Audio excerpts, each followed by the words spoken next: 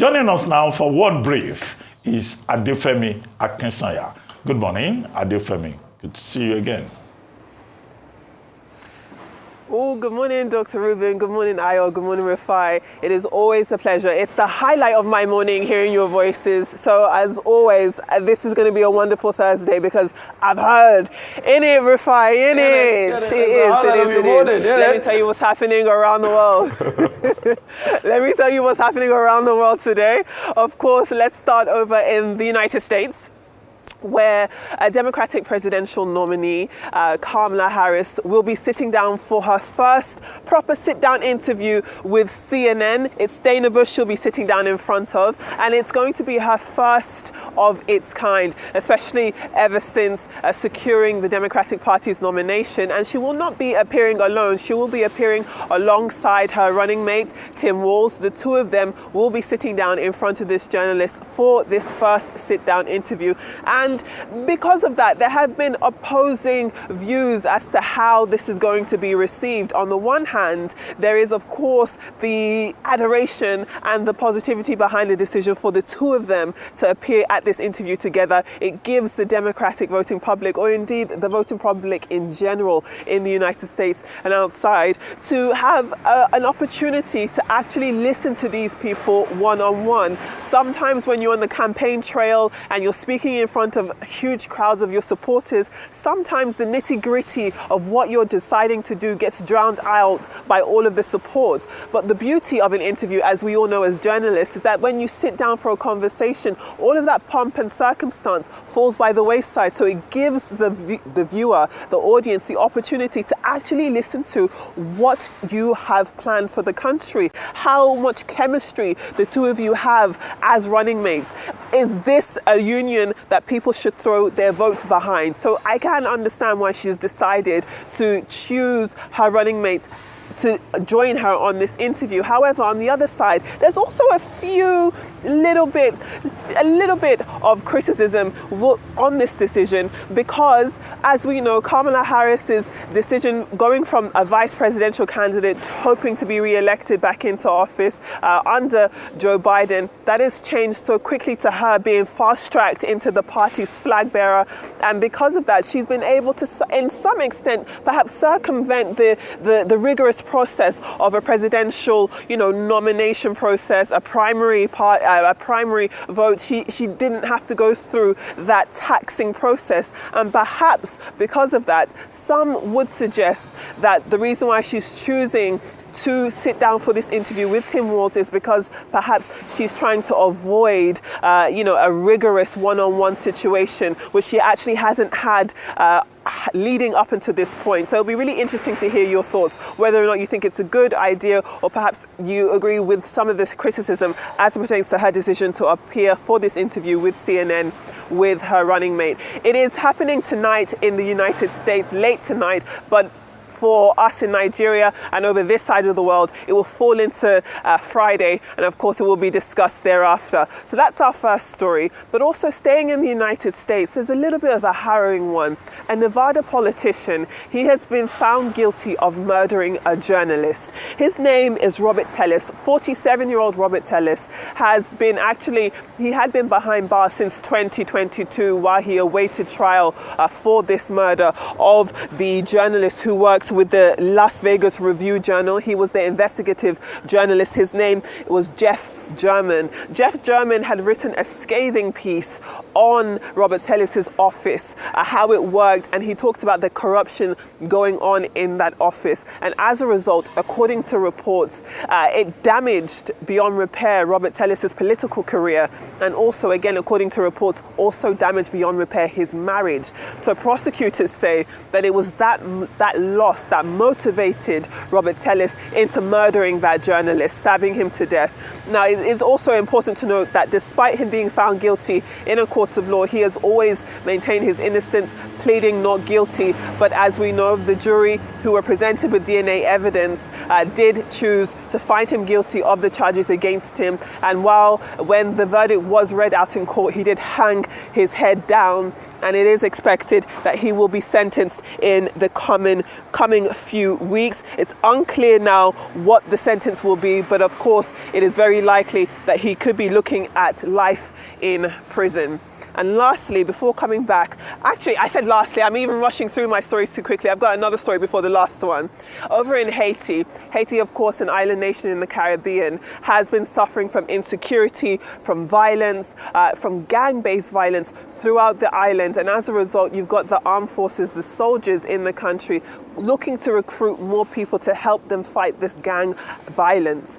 As a result, you've got lots of people deciding, as it stands now, 3,000 people have been selected to submit documents and then go on for mental and physical training in order for them to be allowed into the armed forces of Haiti. But again, this adds another layer. Are these people doing so because they have a patriotic duty to defend the country? Or are they doing so because in Haiti, more than 60% of the population are forced to survive on less than $2 a day? Is this a situation that is motivated by poverty and hunger, perhaps putting themselves at risk, fighting a war that they may not have the adequate training for because of the economic situation in the country? It is quite an interesting story. And then lastly, coming back to the African continent, Bloomberg and a few other outlets have been reporting that our very own Aliko Dangote is, by some estimations, no longer Africa's richest man. The latest reports that we're seeing is that South African billionaire Johan Rupert, who is in charge of Richemont, it's a luxury conglomerate. It owns the likes of Cartier and Montblanc. They're saying that his personal wealth has gone up by $1.9 billion, bringing him up just over $14 billion, which they say, according to their calculations, makes him Africa's richest man. Aliko Dangote, our very own, of course, we know that he holds most of his business interests right here in Nigeria and across the African continent. So while we've been discussing about the economic ramifications of the country, of the economy in Nigeria, perhaps it's not too surprising to hear that someone who holds so much economic stake in the country is also victim to a dwindling naira, to a weakening naira. And we can also understand, with everything that he's been experiencing, trying to put this refinery on the ground, perhaps that has also attached itself to the decrease of some form when it comes to his own personal wealth. So those are the stories there. Okay. A host of issues to talk about. Kamala Harris, whether or not she'll be joining forces, and what your thoughts are. Let me hear it. Fabi, let's go straight to it. Number one will be about Kamala Harris. I support wholly what the Republicans are saying. I think she's running away from interviews. Your very first sit down, you decide to bring Tim Walz along. That's not fair. That's not fair. And I'm beginning to see some of the things they say about Kamala Harris, that she also flip-flops, just like she did with electric cars. Fox have been reporting that all through. She should sit for her interviews herself, not bringing Tim Walz into it. That's a first sit down. We want to hear from her. She will be the president in the end. We want to see her do what we do under interview conditions. Secondly, it's not today that you've had, and what Tillis did was really very wrong, and it's definitely going to do, it's time for it. But it's not today people have gone ahead to kill journalists. I'll take you back memory lane in 1914. Something happened. In fact, 1914 was the year Archduke Ferdinand was killed, but in France there was a bigger story. It was called the Caillou affair. What happened was, the wife of the former prime minister, Henrietta Caillou, was afraid that Le Figaro journalist called Gaston Camel was going to leak a love affairs letter. So guess what she did? She went into Le Figaro's office, took a gun, and shot Gaston Camel dead. So it's not today we've constantly heard that, but does it justify it? No, it is absolutely wrong. Please, never kill any journalist for doing their work. All right, so back to still in the United States, and with Kamala Harris, of course, a number of people have analyzed, criticized her decision to go for this much anticipated interview, one-on-one interview on CNN with her running mate. But if you go back in history, she's not the first presidential candidate to sit down for an interview with her vice. In the Democratic Party, we had Barack Obama and Joe Biden sit down for an interview, especially when a new or the vice president nominee is announced. They both sit down for an interview just to show that unity.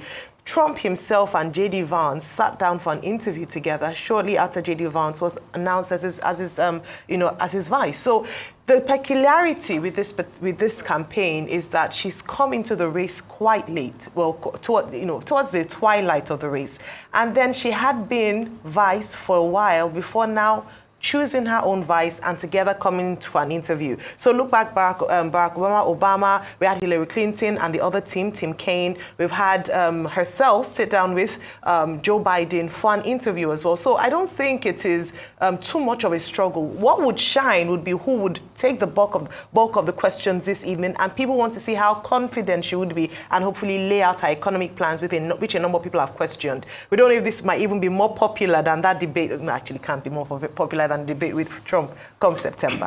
Okay, let me start with Haiti. Haiti has a population of 12 million people. Inflation is in double digits. People cannot pay for food. They cannot pay for rent. Now, what you have is, the military now say we want to recruit young unemployed people. They see it as an opportunity to get jobs. And about 3,000 of them have already enlisted. And now what is happening in Haiti is most unfortunate. The military in Haiti was demobilized in 1995.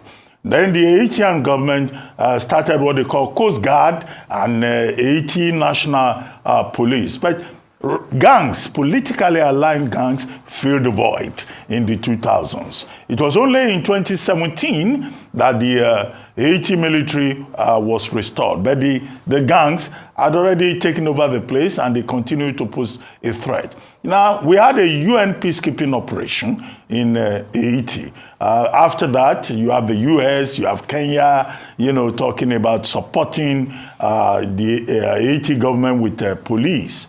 Well, of course, Haiti, the first country to liberate itself, but it has found itself in a very difficult situation now. So most of those young people, thousands of them, have applied. They don't even know the number that the government wants to recruit, but they just need a job to pay for food, to pay for rent. The second issue about Rupert becoming the richest man in the world. Well, he gained $1.9 billion to arrive at about 43.4. Aliko Dangote reportedly lost $1.7 billion. In January, Aliko Dangote, for the 13th consecutive year, was announced by Forbes as the richest man in Africa. But now the Bloomberg Billionaire Index is telling us that, he's now the second person. Oppenheimer, another South African, is the third richest man. But you see, there are complexities, there are challenges. These things change, in response to market reality. So tomorrow, Aliko Dangote could become the richest man again. But the reason that is the case is because of the economic environment in Nigeria. Inflation, the problem in the cement industry, in the sugar industry, the problem with the refinery. When we have a better environment in Nigeria, maybe a Nigerian will again become the richest man. But why do we worry ourselves about billionaires? But the economy has turned millionaires into thousandaires, and if care is not taken properly by the government, billionaires will become millionaires. Well, thank you.